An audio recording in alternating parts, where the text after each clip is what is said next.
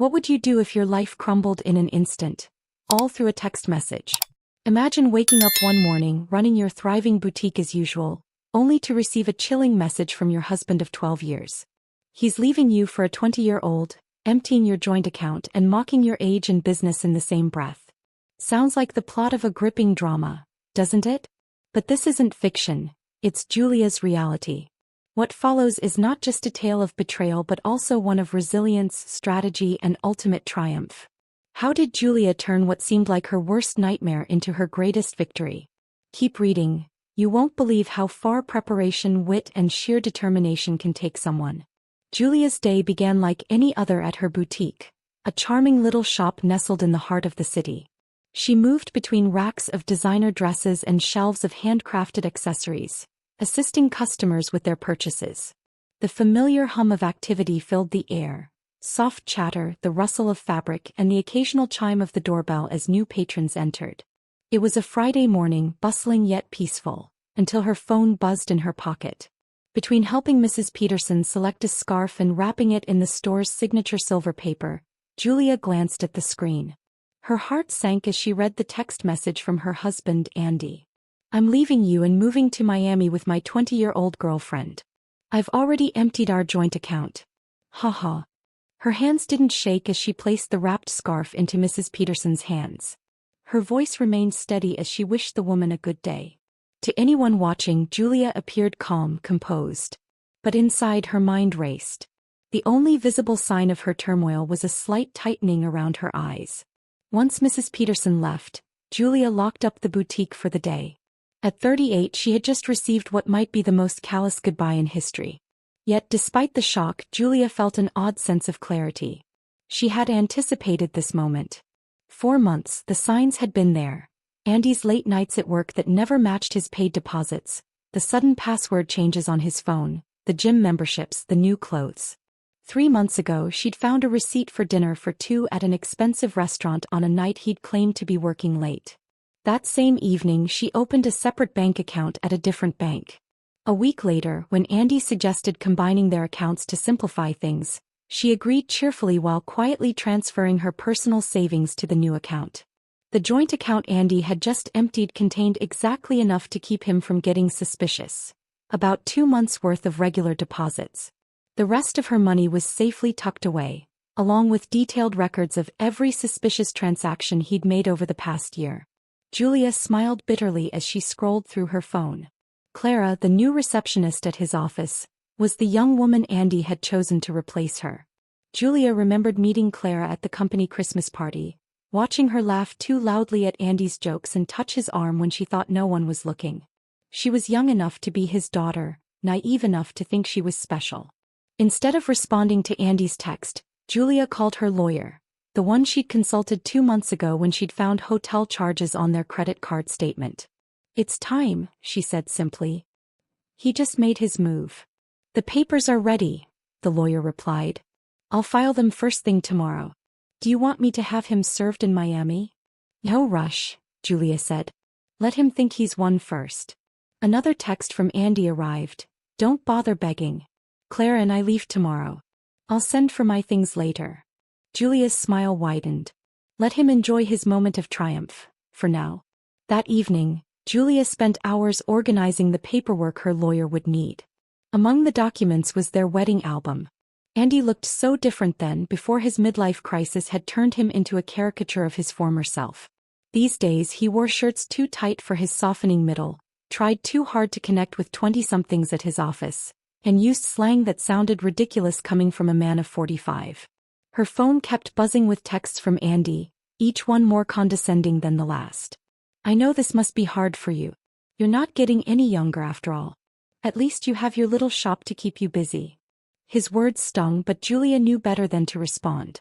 Instead, she took screenshots of each message, adding them to her growing evidence folder. When Andy's final text arrived, "By the way, I used the joint card to book our flights and hotel. Consider it my parting gift." "Oh." Julia made her move. She called the credit card company immediately. "Mrs. Harrison speaking," she said, her voice calm but firm. "I need to report fraudulent charges and cancel a card immediately." The representative listened intently as Julia explained the situation. 2 first-class tickets to Miami booked today, hotel charges at the Royal Palm. I'll also need to remove my husband as an authorized user. Do you have documentation of the fraud? Yes, Julia replied. Text messages from my husband admitting he used our joint card to book travel with his girlfriend after emptying our bank account. I'll be happy to forward them. The representative's professional tone couldn't quite hide her satisfaction as she canceled the charges. Andy and Clara would arrive at the airport tomorrow to find their tickets invalidated and their hotel reservation canceled. Julia smiled, imagining their panic. Let him dig his hole deeper. By Monday morning, Julia was ready. The emergency hearing was scheduled, and she had spent the weekend preparing meticulously. Andy showed up in his new wardrobe, designer jeans too tight for his age, a blazer that screamed midlife crisis. Clara waited outside, her youth painfully obvious under the harsh courthouse lighting. Julia's lawyer presented their evidence methodically. Andy's gleeful text about emptying the joint account, his credit card fraud, and his documented history of hidden expenses. Each piece of evidence had been carefully collected over months of quiet observation. Your Honor, Andy's hastily hired lawyer attempted, my client admits to some rash decisions, but Mrs. Harrison's actions have been vindictive and calculating. Calculating?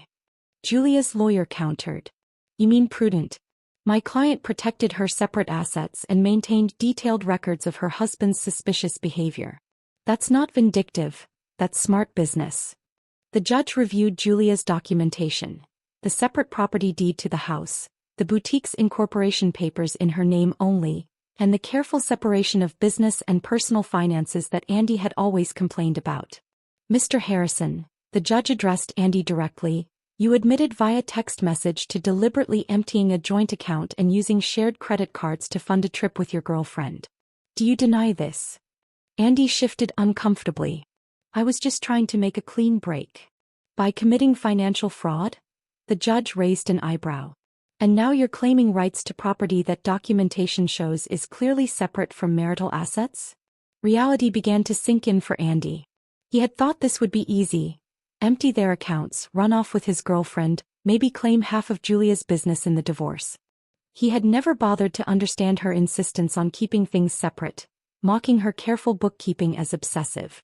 The court finds sufficient evidence of financial misconduct, the judge announced. All shared assets are frozen pending final dissolution.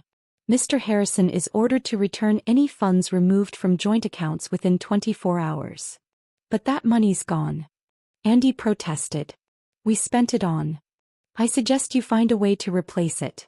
The judge cut him off. Outside the courthouse, Julia heard Clara asking Andy about their Miami plans. His response was lost in the sound of her heels clicking confidently across the marble floor. She was heading back to the business he'd never understood or respected. As the weeks passed, Andy grew increasingly desperate. He tried claiming the boutique had been his idea, remembered investing money in its early days, and even suggested he'd been Julia's business partner all along. These claims were quickly disproven by Julia's meticulous records. Through mutual acquaintances, Julia learned that Clara was having second thoughts. Apparently, sharing a studio apartment with a middle-aged man who couldn't afford his own place wasn't the romantic adventure she'd imagined. The age gap that had seemed exciting during secret hotel meetings now felt insurmountable in the harsh light of reality. One day, Julia's lawyer forwarded her a screenshot of Clara's social media post. It read, "Sometimes the people we trust the most are the ones who hurt us the most. #toxic relationships, #learning from mistakes." But the real bombshell came later that evening. Julia received a notification from a local news outlet. The headline read, "Local businessman exposed. Allegations of financial fraud and workplace misconduct surface." The article detailed Andy's attempts to manipulate Julia's finances, his inappropriate relationship with Clara, and allegations of workplace misconduct filed by former colleagues. It included excerpts from Julia's evidence folder, leaked anonymously to the press. By morning, the story had gone viral and Andy's reputation was in tatters. Julia sat in her office, staring at the framed screenshot of Andy's final text message. Below it hung a sign that read, "Success is the best revenge."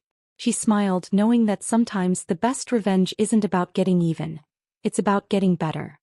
6 months after the divorce was finalized, Julia's boutique had expanded to a second location.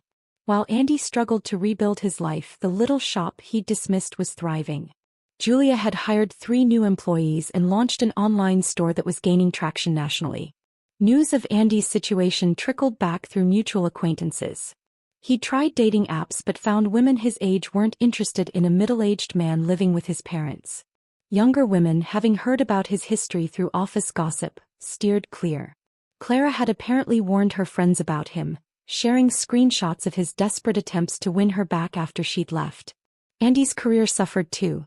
The company's HR department had launched an investigation into his relationship with a subordinate, resulting in a formal reprimand. The promotion he'd been expecting went to someone else. Someone who didn't have a history of inappropriate relationships with reception staff. Through Amanda, his sister, Julia learned that Andy had tried to claim age discrimination. HR just added that complaint to his file. Amanda told her during an unexpected visit to the boutique. Said they were punishing him for dating someone younger. Julia was surprised to see Amanda in her store, but her presence spoke volumes about how thoroughly Andy had alienated his own family. "I know we didn't support you at first," Amanda admitted, running her fingers over a silk scarf. "He played the victim so well. But watching how he handled everything, how he acted afterward, I'm ashamed we ever believed him." Andy's mother called occasionally, usually after he'd done something particularly self-destructive. He tried online gambling, hoping for a quick fix to his financial problems. He'd gotten involved with a pyramid scheme that promised fast returns. Each attempt to recover his former lifestyle just dug him deeper into trouble. "I don't know where we went wrong with him," she sighed during one call. "His father and I offered to help him get back on his feet if he'd just take responsibility for his actions. But he's still blaming everyone else. You, Clara, his company, the judge." Julia listened politely but maintained her distance. Their family drama wasn't her problem anymore. Her life had moved forward, filled with plans for a third boutique location and a possible expansion into luxury accessories. The only reminder of Andy's impact on her life was the framed screenshot hanging in her office. His final text before she blocked his number: "Have fun with your little shop. At least it'll keep you busy in your old age." Below it sat her latest business award, proof that sometimes the best revenge is simply succeeding on your own terms. 1 year after the divorce, Julia hosted a grand opening for her third boutique location. The event attracted local media, and the story they wanted to tell wasn't about her failed marriage. It was about a successful businesswoman expanding her brand. Andy's betrayal had become a mere footnote in her success story. During the event, Clara unexpectedly walked in. She looked younger than ever, or maybe Julia just felt that much stronger. Clara shifted uncomfortably, clutching her purse like a shield. "I owe you an apology," she said quietly. "I believed everything he told me about how you were cold, controlling, how you didn't support his dreams. Then I watched him try the same manipulation tactics on me when things got tough." Julia continued arranging a display of designer sunglasses. "Those weren't his dreams, Clara. They were escapes. There's a difference." "I know that now," Clara paused. "He tried to move in when you froze the accounts, thought my studio apartment would be temporary. After 2 weeks of him complaining about the size of my closet and suggesting I take out a loan for a bigger place, I understood what you meant about the difference between dreams and escapes." Julia laughed. "Let me guess, he had big plans but no way to fund them." "Exactly. Everything was going to work out once his investments paid off, once he got that promotion, once his cryptocurrency definitely increased in value." Clara shook her head. "I'm dating someone my own age now. We have student loans and a small apartment, but at least we're building something real." After Clara left, Julia's assistant manager whispered, "Was that the girlfriend?" "No," Julia replied. "That was just another woman who learned the same lesson I did." Speaking of lessons, Julia gestured to a young couple examining their designer handbags. "Let's talk about your idea for expanding our accessories line." The boutique had become more than just a business. It was a symbol of independence, resilience, and the power of preparation. Young entrepreneurs often sought Julia's advice, and she always emphasized the importance of protecting their assets. Andy's mother called one last time, not to discuss Andy but to thank Julia. You taught our family an important lesson, she said. About enabling bad behavior, about making excuses for cruelty. Andy's still living at home, still blaming everyone else for his problems, but we're not defending him anymore. That's your legacy to our family, showing us the difference between supporting someone and enabling them. Julia thought about that legacy as she reviewed plans for a fourth location. Andy had intended to diminish her, to trade her in for a younger model and take half of everything she'd built. Instead, he'd inadvertently pushed her to become even stronger, more successful. Her phone buzzed with a text from her lawyer. Andy filed another petition to revisit the settlement. Judge dismissed it immediately and ordered him to pay court costs. Thought you'd enjoy that. Julia smiled, thinking of him in his childhood bedroom, still trying to rewrite an ending that had been determined the moment he underestimated her. Sometimes the best revenge isn't about getting even, it's about getting better. 2 years after Andy's cruel text message, Julia received an invitation to speak at a women's business conference. The topic wasn't divorce or betrayal. It was about building and protecting a successful business. Her story had evolved from a cautionary tale to inspiration. During the Q&A session, a woman asked about keeping business and personal finances separate. My husband says I'm being paranoid, that marriage means sharing everything. My ex-husband said the same thing, Julia replied. Right up until he tried to claim half my business in our divorce. Trust your instincts. Protection isn't paranoia. The boutique chain had grown to 5 locations, each more successful than the last. The little shop Andy had mocked now employed 30 people and had been featured in several national magazines. Through mutual friends, Julia heard Andy had finally moved out of his parents' house into a small apartment above a garage. He'd had to take a lower-paying job after his former company downsized, eliminating his position during restructuring. His dating profile still listed him as young at heart, though his profile photo was clearly outdated. Clara, ironically, had become a regular customer at Julia's original boutique location. She'd earned her business degree and started her own social media consulting company. You inspired me, she told Julia once. Showing how a woman can build something lasting instead of falling for empty promises. Julia kept Andy's cruel text message framed in her office, not as a reminder of pain but as proof of how far she'd come. Below it hung a sign that read, "Success is the best revenge." At the 5-year anniversary celebration of her original boutique, Julia stood addressing her employees and loyal customers. The space had been transformed from a single little shop into the flagship store of a thriving business empire. Andy's mother attended, though Julia hadn't sent her an invitation. She waited until the crowd thinned to approach Julia. I saw Andy yesterday, she said, smoothing her designer dress, one she'd bought from Julia's store. He was talking about his glory days, about the life he could have had. He still doesn't understand that he didn't lose everything in the divorce. He threw it away. Julia thought about that text message. His casual cruelty, his assumption that she would crumble without him, how he'd expected her to beg, to break, to prove him right about her desperation. Instead, she'd built something stronger than before. Each new boutique location was a testament to what women could achieve when they stopped dimming their light for insecure men. The young saleswoman Julia had hired last month, coincidentally also named Clara, came over with a question about the new inventory system Julia had implemented. As she explained the process, she caught a glimpse of her reflection in the store window. She saw what Andy had failed to see 5 years ago. Not a woman getting older but one getting wiser, stronger, more successful. His cruel text message had meant to be an ending. Instead, it had been a beginning, not just for her but for every woman who heard her story and realized she deserved better than someone else's midlife crisis. Throughout the chaos of her divorce and the subsequent rebuilding of her life, Julia had always felt an unspoken sense of support, a quiet reassurance that she wasn't entirely alone. At first it was subtle. A familiar face at the boutique's events, someone lingering near the back during grand openings, or a thoughtful comment on social media about how inspiring her journey had been. These moments were fleeting but consistent enough to make her wonder if there was more to this person than mere coincidence. The man's name was Calvin. He worked as a financial consultant and had known Julia for years through mutual professional circles. They'd exchanged pleasantries at industry gatherings and shared brief conversations over coffee, but nothing substantial ever came of it. Yet Calvin seemed to appear whenever Julia needed encouragement most, whether it was after particularly grueling court hearings or when business challenges threatened to overwhelm her. His presence was never intrusive. Instead, it felt like a steady anchor, grounding her when life felt turbulent.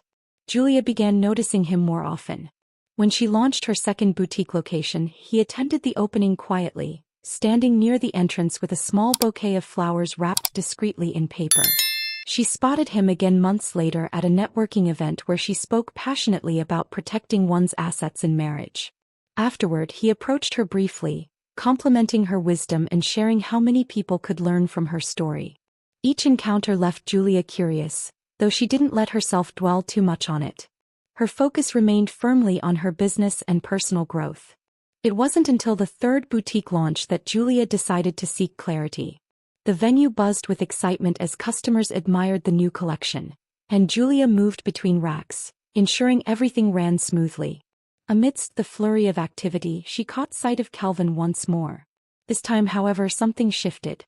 Perhaps it was the way he lingered longer than usual, observing not just the decor but also Julia herself.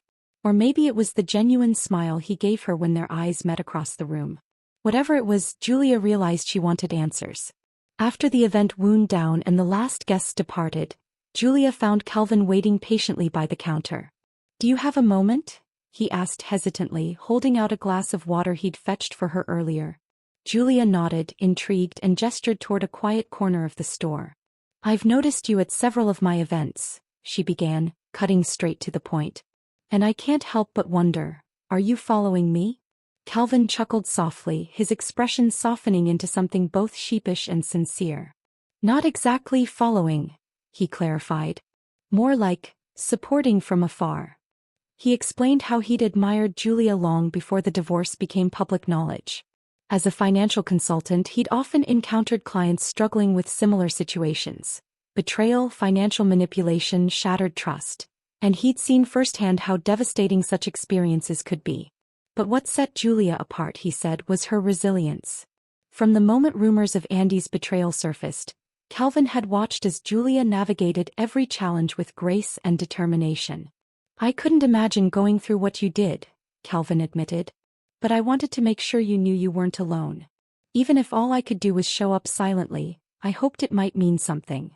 His words struck a chord within Julia. Over the past few years, she'd prided herself on being self-reliant, on proving to Andy and the world that she didn't need anyone else to succeed. Yet deep down she understood the value of having someone believe in you, even if they stayed in the background. Hearing Calvin articulate his reasons for being there made her realize just how impactful his quiet support had been. They talked for hours that night, delving deeper into each other's lives. Calvin opened up about his own struggles. A failed relationship years ago that had left him wary of commitment, followed by a period of introspection where he focused on building his career and helping others avoid financial pitfalls. In turn, Julia shared her journey: the pain of betrayal, the painstaking process of reclaiming her independence, and the joy of rediscovering her strength. What surprised them both was how naturally their conversation flowed. Despite knowing little about each other beyond surface-level details, they connected effortlessly. Their values aligned in ways neither had anticipated. Both valued integrity, hard work, and the importance of preparation. They laughed over shared frustrations about people who underestimated the complexities of running a business, and they bonded over their mutual love for books about leadership and innovation. By the end of the evening, Julia realized she hadn't felt this level of understanding with anyone since before her marriage. There was no pressure, no expectation, just two people genuinely interested in learning about each other. Over the next few months, Calvin continued attending Julia's events, but now their interactions carried a new depth. He offered practical advice on expanding her online store, suggesting strategies to improve customer engagement and streamline logistics. In return, Julia invited him to brainstorm sessions at the boutique, valuing his insights on financial planning and risk management. Their collaboration extended beyond business too. They started meeting regularly for coffee, discussing everything from future aspirations to personal fears. One afternoon, while reviewing plans for a fourth boutique location, Calvin broached a topic that had been weighing on his mind. "You know," he began cautiously, "I've spent a lot of time thinking about why I've always admired you. It's not just your success. It's how you handle challenges, how you inspire others without even realizing it. And honestly, I think we complement each other well. Julia looked up from the documents spread across her desk, surprised by his candor. What are you saying? Calvin smiled, his gaze steady. I'm saying I'd like to see where this goes. Not because I pity you or think you need saving, you're far stronger than that, but because I genuinely admire who you are. And I think we could build something meaningful together, whether it's in business or elsewhere. For the first time in years, Julia allowed herself to entertain the idea of letting someone into her life, not out of necessity but because she truly wanted to. She thought about the countless times Calvin had shown up, offering silent encouragement when she needed it most. She remembered the warmth of their conversations, the way he listened intently and respected her opinions. Most importantly, she recognized the rare quality of kindness and authenticity he brought to every interaction. I think that sounds like a good start, she replied, returning his smile. Let's take it slow though. One step at a time.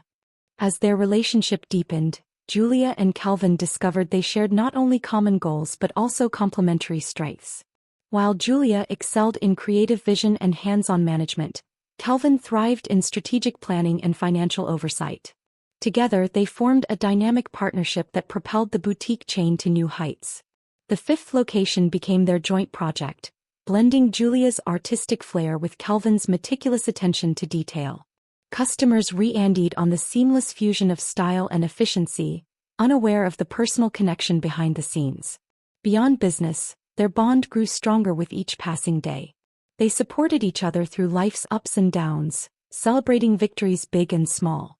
Calvin introduced Julia to hiking trails outside the city, encouraging her to embrace nature as a form of relaxation. In turn, Julia dragged him to art galleries and poetry readings, broadening his horizons and sparking lively debates about creativity versus logic. Their relationship wasn't without its challenges. Both had baggage from past relationships that occasionally resurfaced, requiring patience and communication to navigate. But unlike Andy's dismissive attitude toward Julia's concerns, Calvin approached every issue with empathy and a willingness to grow. He respected her independence while offering companionship, creating a balance that felt refreshingly equal. On the 5-year anniversary of her original boutique, Julia stood beside Calvin as they addressed the crowd gathered for the celebration. Looking around at the thriving business empire she'd built, surrounded by loyal employees and supportive friends, she felt immense pride. But what filled her heart most was knowing she wasn't standing alone anymore. Later that evening, as they strolled hand in hand through the city streets, Julia reflected on how far she'd come. What had once seemed like the end of her story, the cruel text message, the betrayal, the struggle to rebuild, had instead become the beginning of something extraordinary. Andy's actions had inadvertently pushed her to become stronger, wiser, and more resilient. And now, with Calvin by her side, she realized happiness wasn't about replacing loss but about embracing new possibilities. You know, Julia said, leaning into Calvin's shoulder, I used to think revenge was the best answer to what happened. But now I see that moving forward, finding joy and building something real, that's the true victory. Calvin squeezed her hand, his eyes twinkling in the moonlight. And you did it all on your terms. I'm just glad I get to be part of the next chapter. Together they walked into the night, ready to face whatever lay ahead, not as individuals burdened by the past, but as partners united in hope and purpose. For Julia, the journey had come full circle. From betrayal to triumph, from solitude to companionship, from surviving to thriving. And in Calvin she had found not just a partner but a kindred spirit who believed in her dreams as much as she did. If Julia's story inspired you and showed you the power of resilience, preparation and self-belief, make sure to hit that like button and subscribe for more empowering content. Share this video with someone who needs a reminder that they are stronger than they think. And don't forget, success is always the best revenge. What's your takeaway from this story? Let us know in the comments below. We'd love to hear from you. Thank you so much for watching. Remember, life has its ups and downs, but every challenge is an opportunity to grow stronger. Until next time, keep believing in yourself, stay unstoppable, and I'll see you again soon. Bye for now.